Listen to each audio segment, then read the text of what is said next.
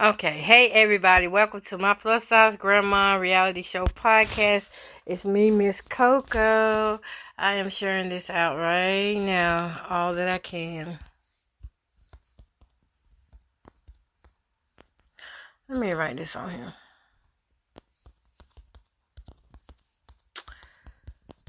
Okay.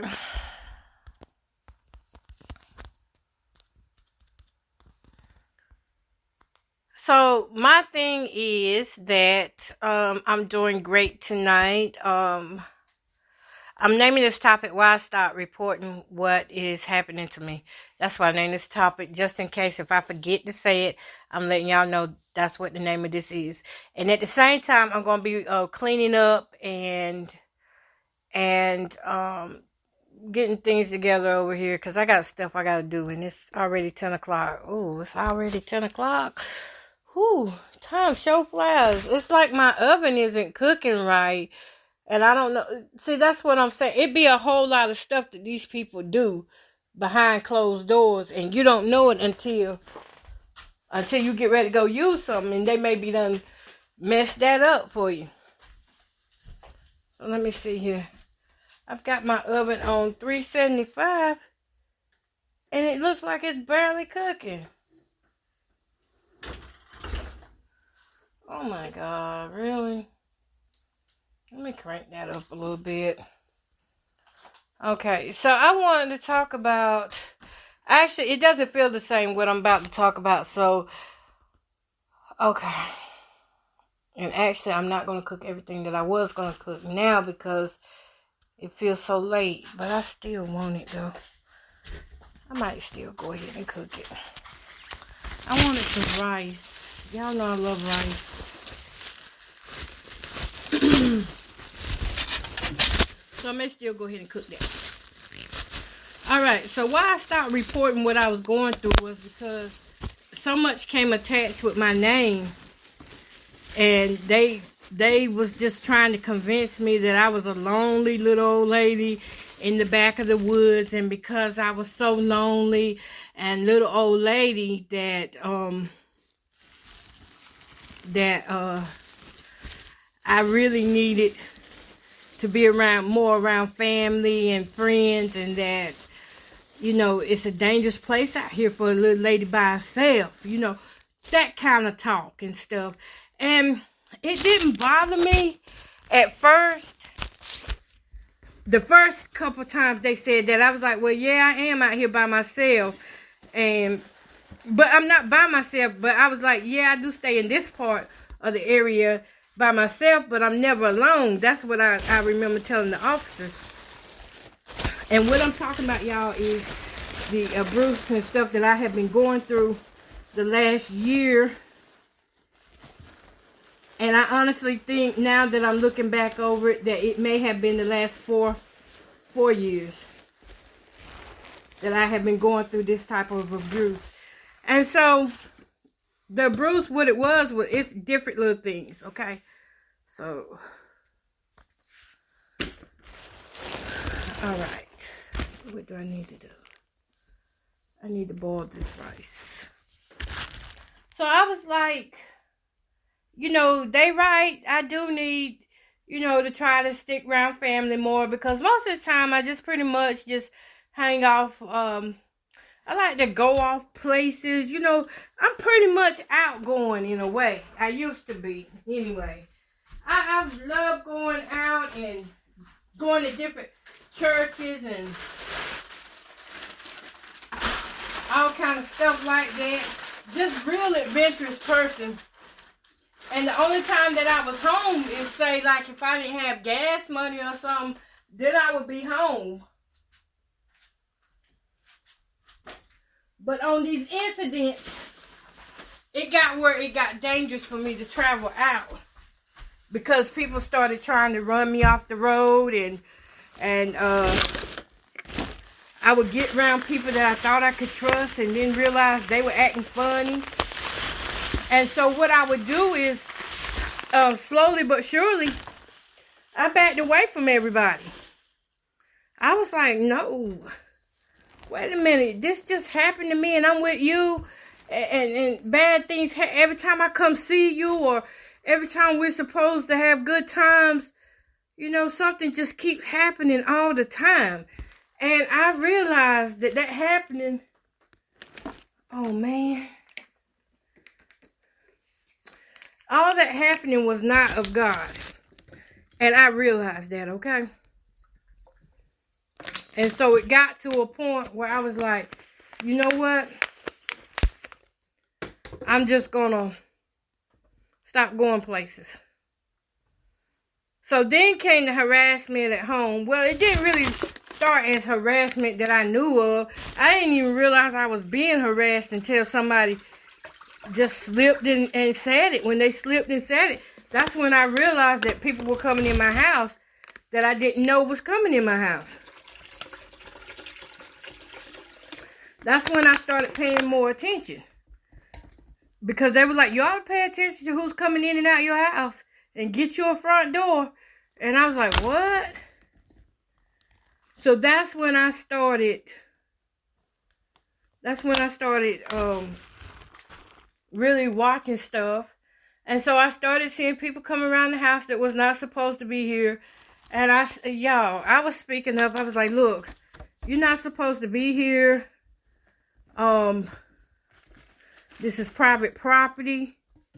We do not have anybody down here, all times of night, down here by yourself without permission and stuff. And so these people just started coming, trying to take over. Like they didn't care what I was saying at all. And they still don't, to a certain degree. They do not care what I have been saying. And after I got on them people and I called the police, and the police, they said what they had to say, that's when the harassment started. And I started finding little things here and there. But the harassment had been started. I just wasn't aware of it. I started finding things here and there, and I was noticing different people was saying that they was owners of the property, and house was getting messed up, vandalized. My car being vandalized. And finally they wanted me to know that they was on to me, and that they was really wanting me out of the way. They wanted me to know that. So they started getting worse at their techniques, what they were doing, and I started feeling it. And now that I think about it, I was probably knocked out a lot of times back then too. Because I would watch a certain person. This certain person would get knocked out and be knocked out for hours, and I'd be like, wow. Not realizing that the same thing was happening to me too. That was happening to me. And so I called the law too much. Is there such thing as you can call the law too much? I called them too much to help me. Somebody put me on a blacklist. Somebody put me on a government watch list. The only one that could do that was somebody in position to do that. So they put me through this test that I now say is a test, where they had a guy come out and pretend like he wanted to buy one of the campers that was in the field. And when I told that guy no, he left walking. He said he was from across the road. I didn't think much about it, but he was from across the road. And I was just like, no, we don't have anything for sale over here. Not knowing that guy was walking around figuring out ways to come in and out of here, and seeing, where the vulnerabilities were. And I didn't know that.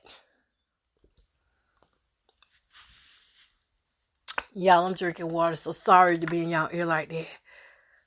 But I needed this water. So I didn't think nothing about that. Even after that man came, I didn't think nothing about it. But then I started getting other people coming. It would be like business people. They would drive all the way down here and say they're looking for such and such a person, which would normally be one of my family members that live at another. They live in this area, but not next to me.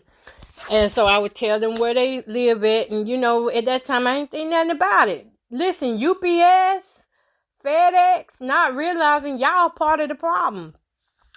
And these people come down and harass me basically by pretending like they didn't know where the place was at that they was going. I didn't get mad. I didn't get upset. I was like, okay. But it happened so many times. See, I didn't think about getting cameras up until I kept coming home and my bedroom was trashed. And stuff would be all over my bedroom and food would be missing. And I could just tell somebody was coming in. My closet would be rearranged. Little small furniture things moved around and stuff like that. So I was like, dang, I need to tell the police what's going on just in case if something happened to me. And I'm going to tell y'all something. When you feel that part that you have to tell every little detail just in case if something happened to you, you're better off to keep the records. Find different ways to get documentations of stuff, because if you just keep calling the police, they're going to get pissed off with you. The 911 caller going to get pissed off with you. They're going to say that you're bruising the line and that they could be out doing more, helping somebody who needed help more than you. Okay, so that's how that works. So you got to be careful with the number of times that you call 911, despite them telling you, call me if you need me. We're here available for you 24 hours a day. But that's not true. They will victimize you. And that's why I never called them back. After that last time of getting told that, I told the guy, I said, look what they did to my windows on my home and my car, and they marked the X on my car, right? And I just got the car. I said, look what they did. And the officer said, nope, that was already there. I was like, no, it wasn't. I said, they moved the stickers around on my car. Nope, that's how cars come. So everything I was saying, he was basically telling me that this is the way life is, and he doesn't see a problem with anything. And so that time I was like, okay, I see what you're doing. I see what you're doing. Okay, so I went along with him. I said, all right then. And he was like, be safe. I was like, okay. Now that didn't sound right. So another incident happened. Somebody messed with my brakes.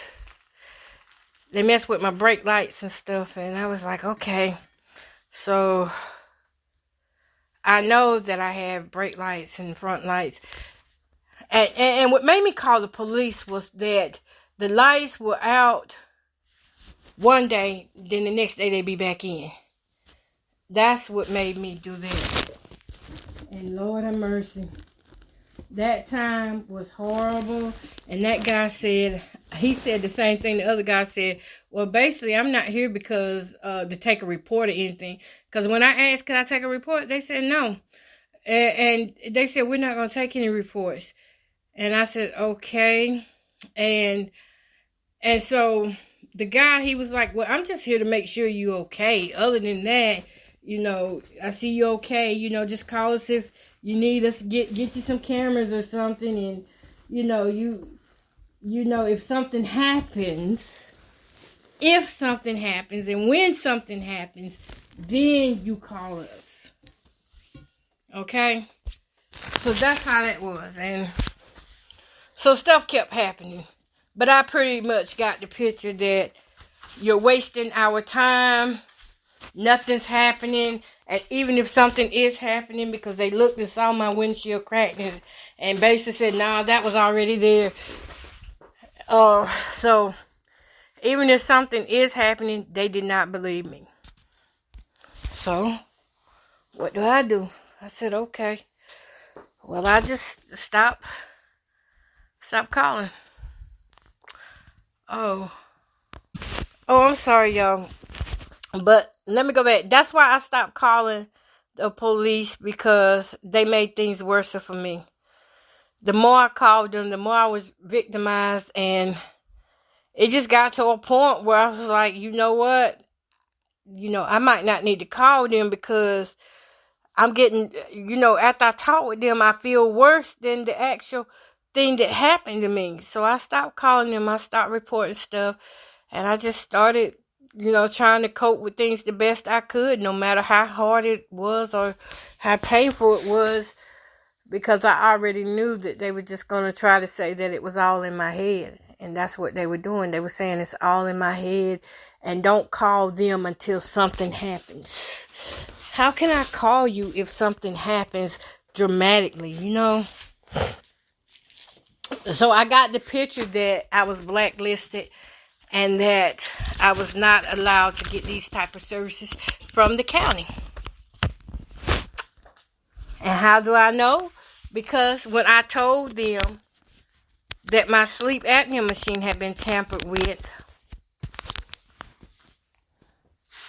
they never came out here really to talk to me. The guy said he wrote down the stuff on the phone, but I never saw a report or anything. I didn't have a report to give my insurance company or anything. For my cracked window, I didn't have a report to give my insurance company or anything because they made sure that I could not make any reports. And so even right now, I sound stupid and look stupid to somebody who doesn't understand what's going on. I sound delusional because why wouldn't an officer let you make a report? Well, when they are working together, they do what they do. You must understand how government works, especially when it comes down to black people. This is a racism issue. This is a systematic issue. It's systemic. They pick out people that's on the poverty line that they know cannot afford to fight back, and they beat us up. They take life from us. They take homes from us. They take anything we have from us. And we sit back and there's not a lot we can do about it except for endure the process. Because we don't have the money for lawyers. I don't have the money to go hire a lawyer to sue somebody. And now my name doesn't have the credibility to go to places like the NAACP and some of these other well-known attorneys that take cases like this. See, when your name comes up on that list, nobody wants to touch you. And so it leaves me in a position where I have to go higher, which means I have to go to God. That's my higher source, is God. And know that He will work all things out for my good. That's how that works with me. But for others, it might not be the case for them. Their faith might not be there for them to say, I'm going to go higher in the Lord each time they hit me or do something to me. And everybody's case is different. For me, it's getting bad. So that's why I'm talking. That's why I'm like, you know what? We're going down together. We're going down together. That's point blank. You taking me down, and I gotta take you with me. Because no matter what, I did nothing to you. You came at me. And so that's how it is. It ain't no tit for tat. It's a matter of survival. And like even now, I'm hurting in my chest because of this extra electricity that's going on. And I can't explain that to the light company because by the time the light company comes and checks it out, mind you, the light company may have somebody who is brought and paid on their side. That's how big this organization is. I can't afford to be angry because then I got to be angry at my family members. Then I got to be angry at strangers. I got to be angry at the people who did this to me. I can't afford to be angry because there's too many people involved. Once the community gets involved, that you're talking about pastors, you're talking about choir leaders, you're talking about ushers, you're talking about anybody in the community, even down to little children. I'm not going to spend my time angry with these folk because they don't understand what's going on and they don't understand the process. All I can say is when we get ready to vote, You better vote somebody in that's got your best interest at heart, because these knuckleheads that's in there now, they don't got your interest at heart. They got interest for your interest. That's what they got interest for. They want to know, what do you have that they can prosper off of? What can cause them to have a gain? And if you make trouble for them, you might as well go on and say, I'm Crazy Joe. I'm Crazy Joe.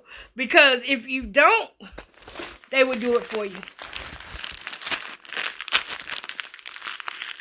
They will certify you as crazy. Y'all, I am cooking this rice. My water finally started boiling. Everything is running slow now for me. First they give me all these electricity surges, and now they tamper with my temperature gauges on my stove, and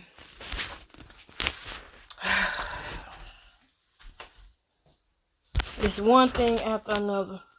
I did pump this chicken up in hopes that it would go ahead and cook fast. Just regular baked chicken, because it's already late. And I'm going to watch a late night movie. But yeah, so that's pretty much why I stopped reporting things that were going on with me. It did no good. It kept making me look worse. You know that saying, you got to pick your battles. And that's what I did. I picked my battles. I'm not going after everybody. I'm going after whoever I can get. Whoever is got is got. That's it. Because at this point in my life, I'm not an old woman, but they have done so much to me to deteriorate my health, to make it seem like I got all these health conditions. And I gotta say, I honestly think it's other key players in here that can make their statements true. So that's the problem that I face, is the other key players in there that are making their statements true. That's a big problem. That's a big problem. They won't take my statement, but they got other key players that make statements true, even though they're false. How do I know this? Well, I stopped reporting. I stopped talking. I had to. And even right now, I'm just telling stuff that's already out there. I'm not telling stuff that's not already out there. This stuff is already out there. You already know the crooked people in your town. Once you hear who they are, believe them. That's all I can say. Believe them. Once you hear that there's a break in the town or state or communities, believe them. Even if it's coming from somebody that doesn't have credibility, examine what they're saying. Examine it. Because I guarantee you that somewhere in there, you're going to find something that you can use. Okay? So, y'all, we're going to go back and try Facebook again. I don't know. It let me talk on here, but it wouldn't let me talk on Facebook. And that's what I don't understand, is why let me talk on here, but not Facebook. But we finna go back and see if I can get on Facebook and talk. I gotta find something. I was supposed to be cleaning up, y'all. And I am. I'm gonna clean up. I'm gonna clean this stuff up before I go to bed. But y'all, thanks for listening. You're always the best. Peace, love, and joy.